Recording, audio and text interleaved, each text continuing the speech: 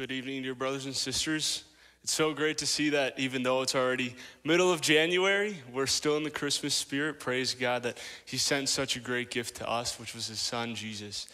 But it's also great to see that we've all been gathered here today, this evening.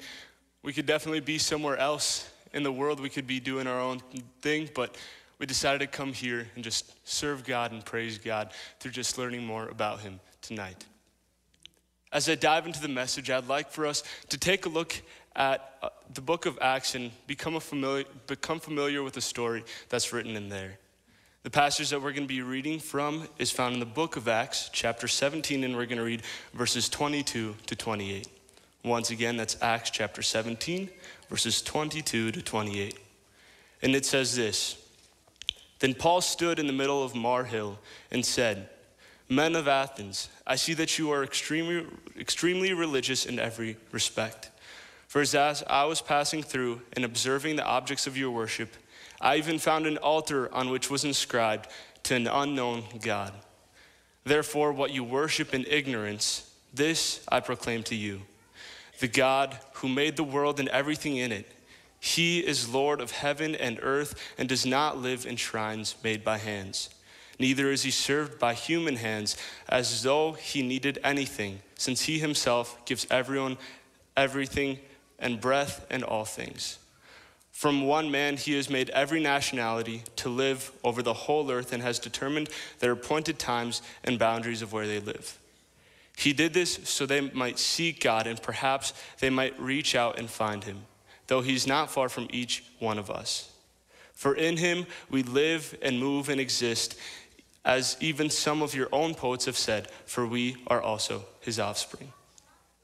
In one of the classes that I'm currently taking in school, this is a passage that a professor assigned us, and what the assignment was to take a look at this list of passages and to choose one of them in order to do an in-depth study on it. What we realized is that as I started going through this passage, that this passage holds a lot more truth than I initially thought.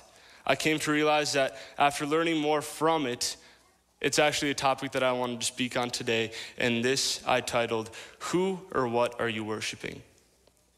Looking at the overall picture, we can see that Paul is being frustrated with and is confronting these men of Athens because they were religious and they worshiped a God, but the God that they worshiped was leading them astray when they had knowledge of the one true God.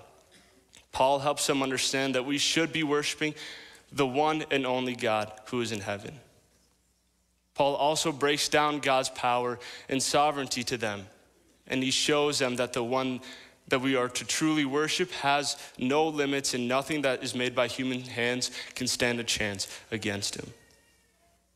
Paul also provides them with a message of hope, and he says that God is not far from us and that we are able to seek him.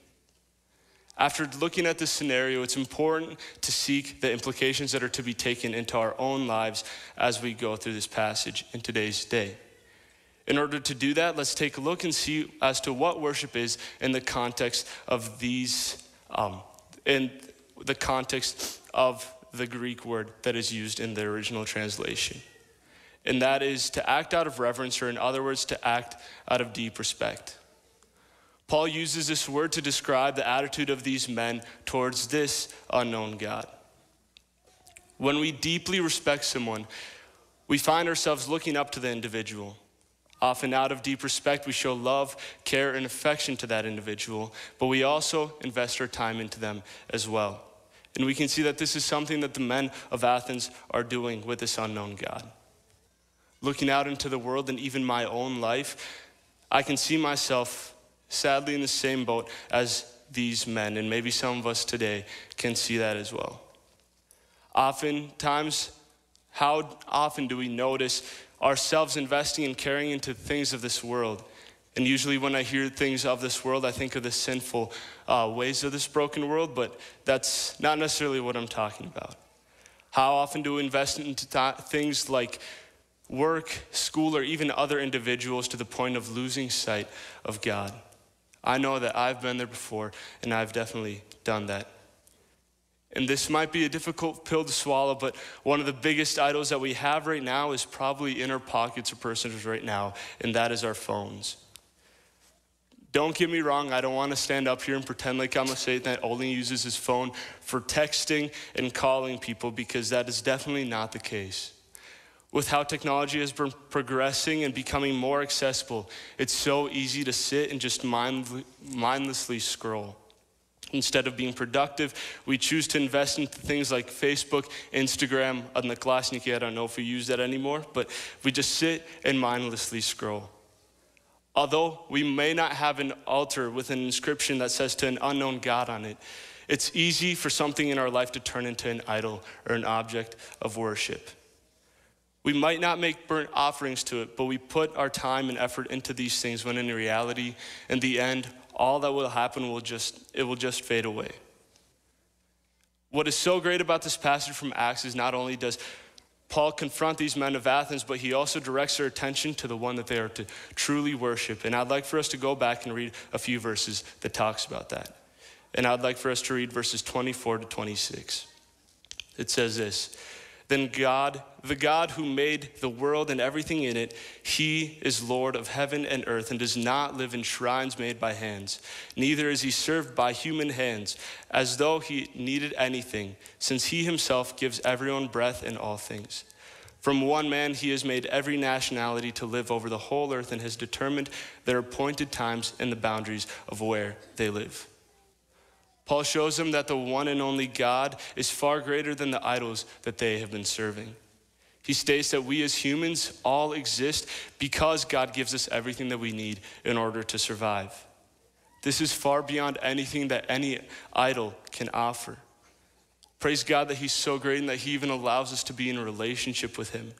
Even church services like these, we're so blessed to have a choir that sings such amazing and powerful songs.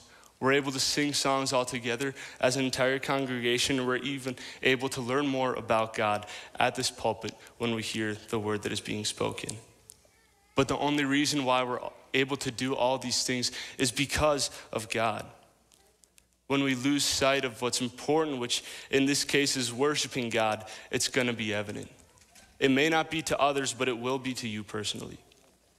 We can invest into things like school or work, for example, but when they start taking away from devoting our time to God, whether that's reading the Bible or spending time in prayer, we're gonna feel a disconnect in the situation, and we're gonna feel a disconnect from God himself.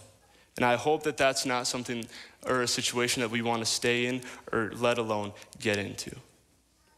Going back to the passage, Paul doesn't just tell the men that what they're doing is incorrect, but he also provides a statement of hope when he says that God is not far from us and that he wants us to come to him. This isn't only true for those men, but this is also true for us. God created us so that we could be in relationship with him, but it's up to us if we choose to accept God's invitation. If we do accept, that doesn't mean that life will be perfect from that point forward. In fact, there are going to be even more challenges that we might face. But in John chapter 16, verse 33, Jesus tells us that I've said these things to you, that you may have peace. In the world you will have tribulation, but take heart, I have overcome the world. In the midst of struggles, that is when it's most crucial to spend time with God and trust that he's with us. With living in a country where the idea of having to work hard in order to earn something is strongly prevalent, trusting God and letting go can be difficult to do.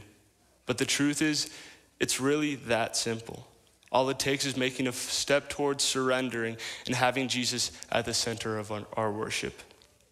When that is the case, coming to God won't feel like a burden or a last case scenario. And as I conclude, I'd like to remind us that it is important to remember that worshiping God opposed to other idols or false gods, that is the only way that we can honor God and live his will in our lives. This is only because through worshiping God, we can recognize the enormity of his grace, mercy, and loving kindness. By worshiping God, we can express our unconditional love and unwavering faith in him and all that he has blessed us with. By worshiping him alone, we have hope for something that is greater than the world provides us with, or at least tells us that it will provide us with. And as we go into prayer, I'd like for us to analyze our lives. What are the things that we make time for, and what are the things that we prioritize?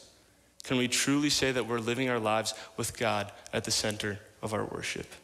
And with that being said, I'd like for us to stand and conclude in prayer.